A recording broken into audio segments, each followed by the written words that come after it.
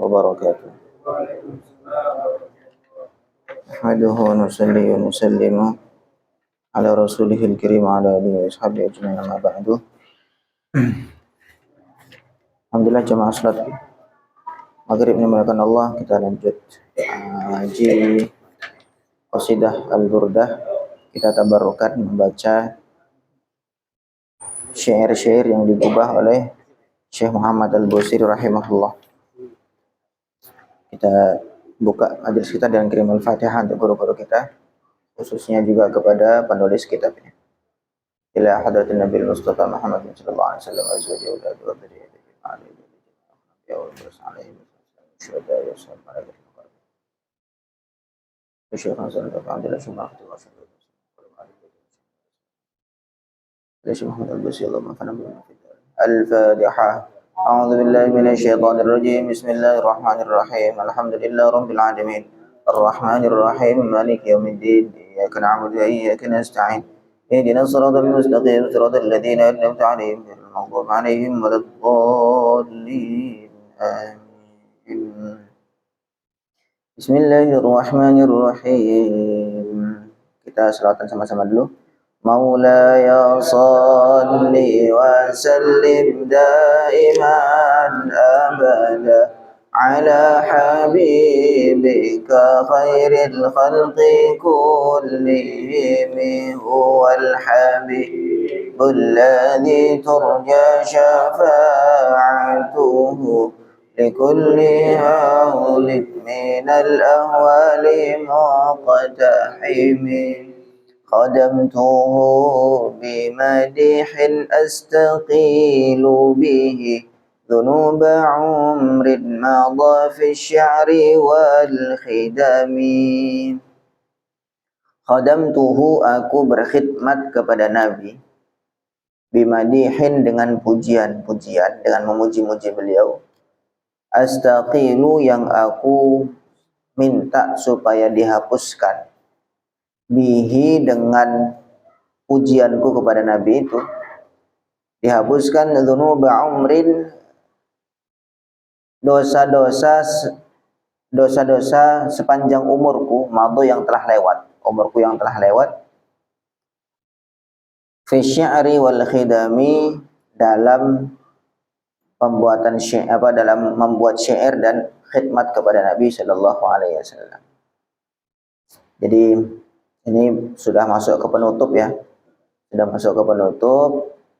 Cerita dari awal, kita cerita mengenai bagaimana bentuk gambaran seseorang tuh kalau cinta, maka akan tampak gejala-gejala yang bisa dirasakan oleh orang-orang di sekitarnya.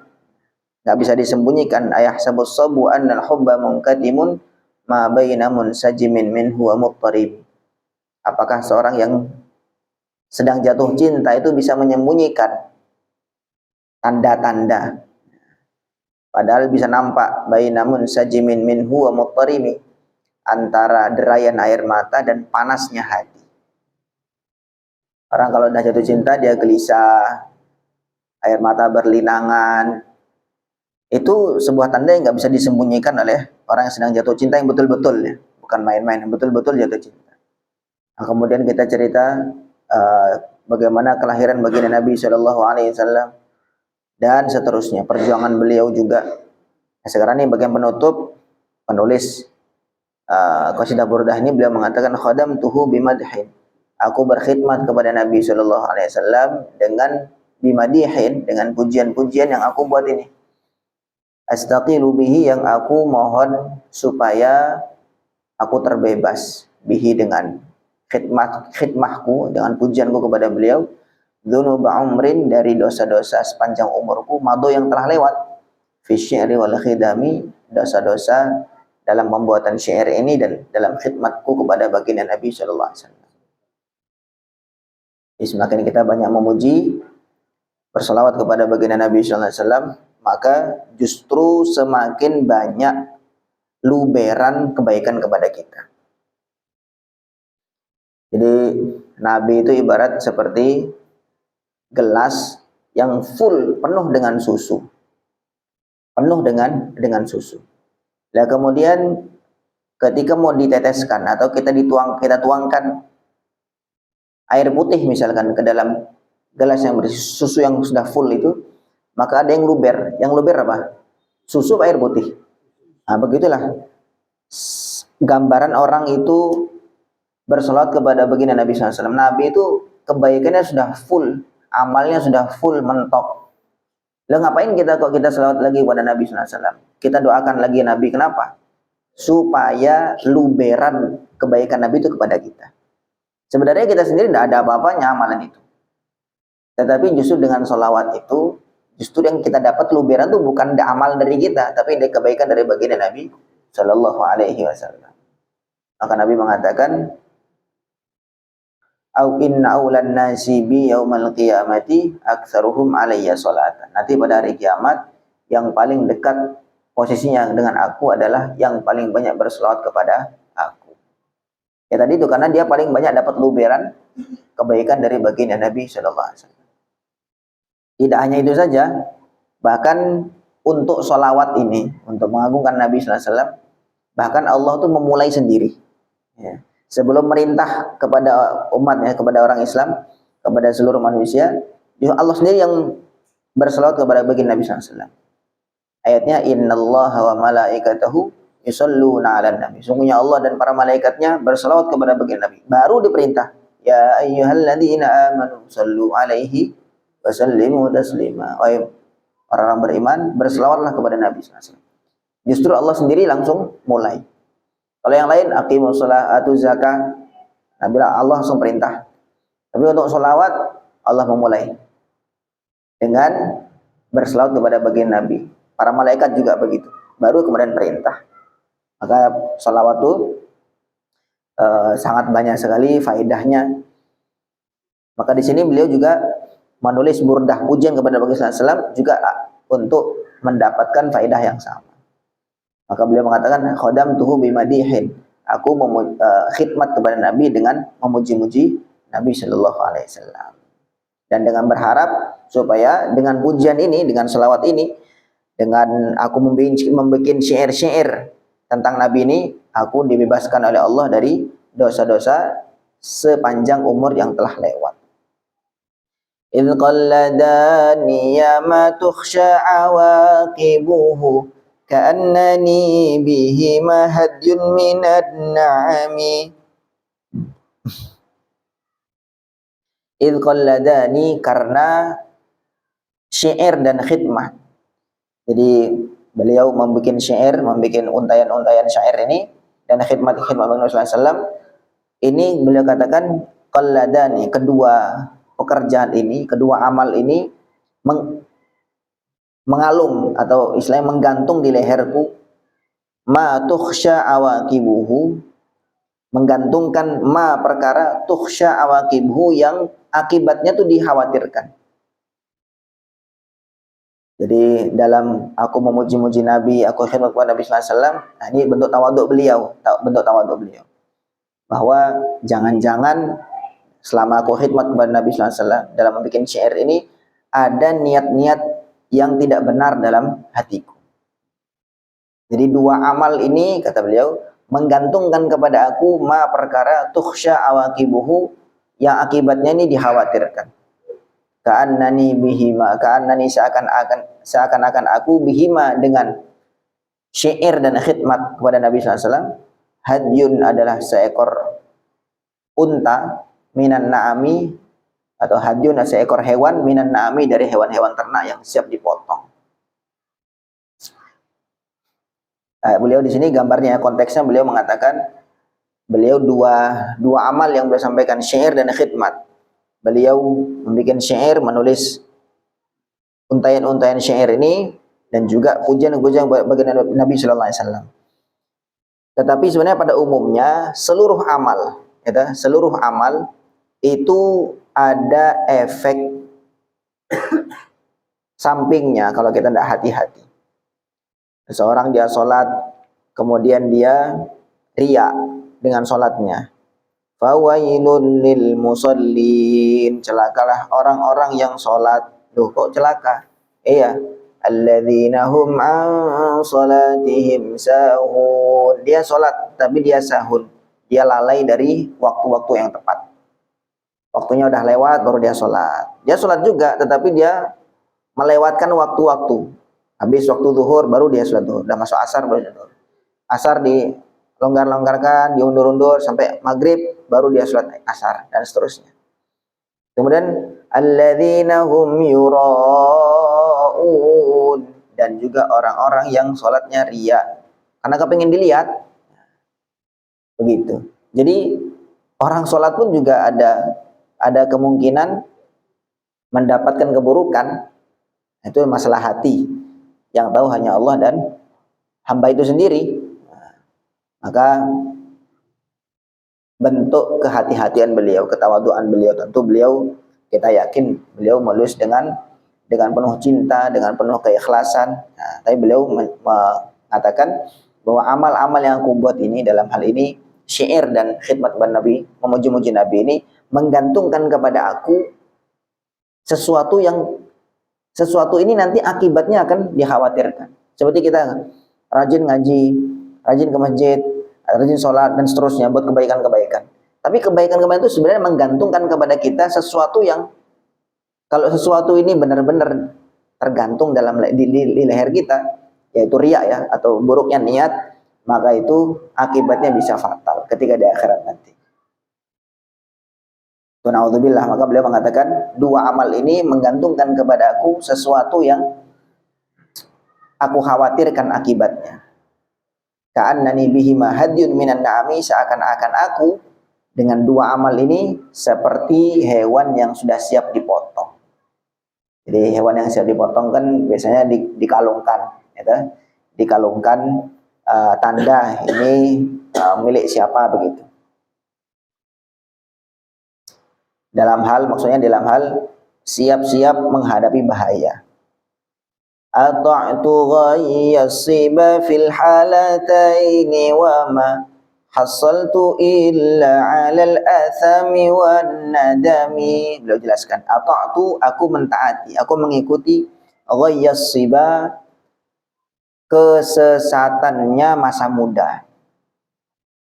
Fil halataini, dalam dua kondisi tadi, dalam membuat syair dan dalam memuji-muji Nabi, khidmat kepada Nabi. Beliau ini sekali lagi nih, beliau bentuk ketawaduan beliau. Aku mengikuti kesesatan anak muda. Jadi di sini asiba itu ya masa kecil atau masa muda. Memang masa-masa muda itu kan masa yang berapi-api ya, masa yang kepingin ini, kepingin itu. Kadang kepingin populer, kepingin segala macam. Nah itu kalau ketika ditaati, ketika dituruti, maka yang menjadi nafsu itu. Maka beliau mengatakan, atau ghayyasiba, aku mengikuti kesesatan masa kecilku fil halataini, dalam mengerjakan syair dan khidmat kepada Nabi. Wa ma hasaltu, dan tidaklah aku hasilkan, tidak ada aku peroleh illa 'alal athami, kecuali dosa-dosa wan nadami, dan penyesalan. Ya, maksudnya beliau tadi itu khawatir, tentu beliau tidak ya, tapi beliau tawadhunya, aku ikut-ikutan hawa nafsuku nanti ketika dulu ketika aku menulis syair ini, aku mengikuti hawa nafsuku. Mungkin dengan indahnya syair ini sehingga menjadi populer, dan ini termasuk syair yang paling populer di antara syair-syair yang dibuat untuk memuji-muji Nabi Shallallahu Alaihi Wasallam. Qasidah Burdah, siapa yang nggak kenal? Maulaya Sholli itu semua dunia kenal, semua tahu. Itu dari buatan atau tulisan dari Muhammad Al-Busiri ini. Maka beliau bentuk tawadhunya beliau begitu. Sehingga nanti aku dalam mengikuti hawa nafsuku ketika masa muda itu, akhirnya itu akan menjadikan aku masuk ke dalam dosa dan penyesalan di akhirat nanti. Faya khasarata nafsin fi tijaratiha lam tashtari dina bid dunya wa lam tasumi. Faya khasarata, alangkah ruginya, faya khasarata nafsin, alangkah ruginya jiwa, fi tijaratiha, dalam perniagaannya. lam tashtari, dia tidak membeli ad-dina agama bid dunya dengan dunia, walam tasumi, dan dia tidak menawar. Dia tidak menawar. Alangkah ruginya orang yang dia tidak membeli agama dengan dunia. Berarti kebalikannya, dia membeli dunia dengan agama. Maksudnya begini, apapun yang kita peroleh di dunia ini, itu adalah fasilitas untuk kita bisa mendekat kepada Allah Subhanahu wa Ta'ala. Allah kasih kita harta, itu adalah satu sarana bisa kita berbagi, bersedekah, infak, dan seterusnya. Allah kasih badan yang sehat, badan yang kuat, bisa menolong orang lain, dan seterusnya, banyak. Gitu? Apapun itu, kalau kita gunakan itu untuk agama, berarti kita membeli agama dengan dunia. Ya, maka beliau katakan, ya khasarata nafsin, alangkah ruginya jiwa, lam tashtari, gitu, fi tijarati, lam tashtari dina, dia tidak membeli agama bid dunya dengan dunia, walam tasumi, dan dia enggak menawar. Dia pasrah aja, dapat dunia ya dia rangkul semua, agama dia tinggalkan begitu saja. Alangkah ruginya. Karena begini, ada orang tuh yang dia betul-betul cari dunia terus diusahakan. Karena dunia tuh Allah Subhanahu wa Ta'ala sudah tentukan. Man kana yuridul ajilata ajjalna lahu fiha ma nasha'u liman nuridu thumma ja'alna lahu jahannam yaslaha madhmuman madhura wa man arada al-akhirata wa sa'a laha sa'yaha wa huwa mu'min fa ulaika kana sa'yuhum mashkura kullan numiddu haula wa haula'i min ata'i rabbik wa ma kana ata'u rabbika mahdhura. Jadi kalau urusan dunia itu semua udah dibagi sama Allah. Dibagi jelas, masing-masing punya jatahnya sekian, sekian, sekian. Tidak akan tertukar walaupun satu butir beras.